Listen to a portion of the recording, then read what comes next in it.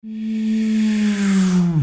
let me tell you about an issue I think you should know. No, this is not a silly magic trick or water show. It's one of the many disruptions that stem from the people like you and me. So give me a few to tell you about the rising seas. Simply plain and simple, oceans on the rise. Why are we caring about bigger waves? Phoenix just has blue skies. When the ocean looks up at the sky, all that it can see is all of the too many carbon emissions that seem to be holding the heat. Now what are these carbon emissions you speak of, and am I emitting them too? For sure, whenever we drive, we use our devices, give all of the landfills our food. The source of emission for all these potentially terrible gases are numerous.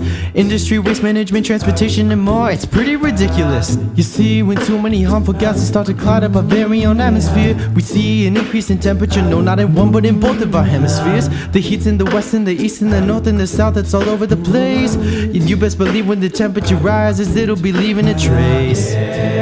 Yeah, it'll be leaving a trace. No.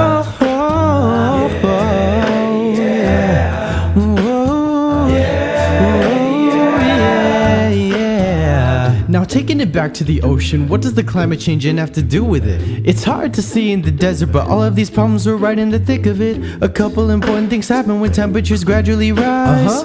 If the ocean gets hot enough, it starts expanding because it's all energized. Now here's the most significant cause to this enormous disaster. With all of our carbon emissions, the temperature's rising much hotter and faster. All across the world we have these mountains of ice called glaciers. The hotter the earth, the faster they melt, the more lives we're putting in danger. People around the globe are losing their wits about all this water. This gradual increase in flooding is causing some problems we never had thought of. Thousands of people in Asia are forced to relocate and find a new living in cities we never expected. The paramedics are not driving, they're swimming. At this rate, we could see a city in Thailand becoming a real-life Atlantis. Imagine the people who puddle around just to get across town who can stand this. The waters could flood coastal cities and towns, and that's just the minimum breadth. So how can we keep all the innocent people from sadly drowning to their deaths?